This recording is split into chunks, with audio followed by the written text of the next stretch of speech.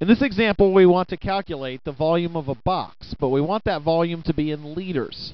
Well, the first part's easy. The volume of a box is simply the length times the width times the height, and we're given those dimensions.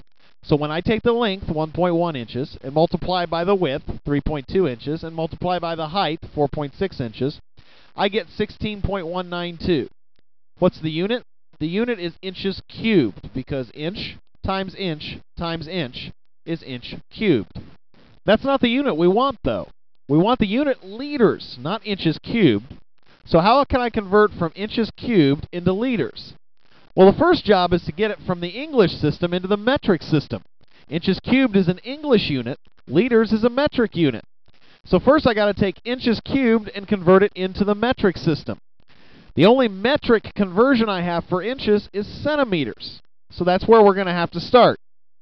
The conversion relationship between inches and centimeters is that 1 inch equals 2.54 centimeters. Alright, that's my conversion relationship, so now I should be able to convert. I take the number that I have, 16.192 inches cubed, and I make it a fraction by putting it over 1. Then I multiply by 1, but the expression for 1 comes from the conversion relationship. Now I want inches to cancel, so 1 inch needs to go on the bottom of the fraction, and 2.54 centimeters needs to go on the top. So that's our conversion, right? Well, not really. Look what happens when I try and multiply this out. I've got inches cubed on the top of the first fraction and inch on the bottom of the second fraction. Those don't completely cancel with each other. Remember, inches cubed is inch times inch times inch. On the bottom of the second fraction, I only have 1 inch there. I don't have inch times inch times inch. I just have 1 inch. So I really don't cancel inches cubed. Inches cubed turns into inches squared. So in the end, my answer is 41.1277 inches squared centimeters. And that's a weird unit, and it's certainly not the unit we want to deal with. So there's something else that has to happen here. So what has to happen? Well, the key is to think about the unit we have. We have inches cubed. In order to get rid of that unit, I'm going to have inches cubed on the bottom of my conversion relationship. How can I do that? I can do that by cubing the entire conversion relationship. If I raise the conversion relationship 2.54 centimeters over 1 inch, all to the third power, then in the end, I'm going to get inches cubed in the bottom of the conversion relationship, and that will allow me to cancel with the inches cubed in my original number. Look at how this works. When I cube a fraction, I have to cube both the numerator and the denominator.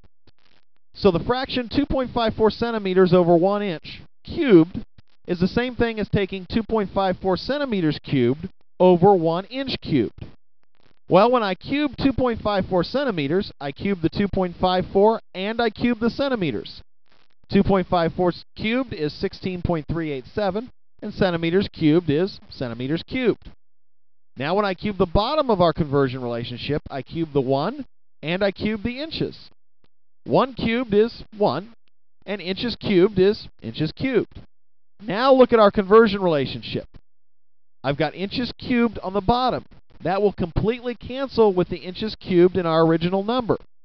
So now when I do the math, 16.192 inches cubed over 1 times 16.387 centimeters cubed over 1 inches cubed, the inches cubed completely cancel, and I'm left with 265.338 centimeters cubed. Well, that was a lot of work, but that's still not our answer. Right now, our unit is centimeters cubed. That's a metric unit, but we want liters, not centimeters cubed. So we need to convert from centimeters cubed to liters. That's not hard, though, because I do know a relationship between centimeters cubed and milliliters. 1 centimeter cubed is the same as 1 milliliter. So I can convert 265.338 centimeters cubed by multiplying by 1 milliliter over 1 centimeters cubed.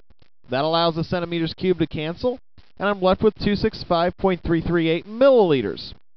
I'm still not quite done, though, because I want the answer to be in liters, not milliliters. So I've now got to convert from milliliters into liters.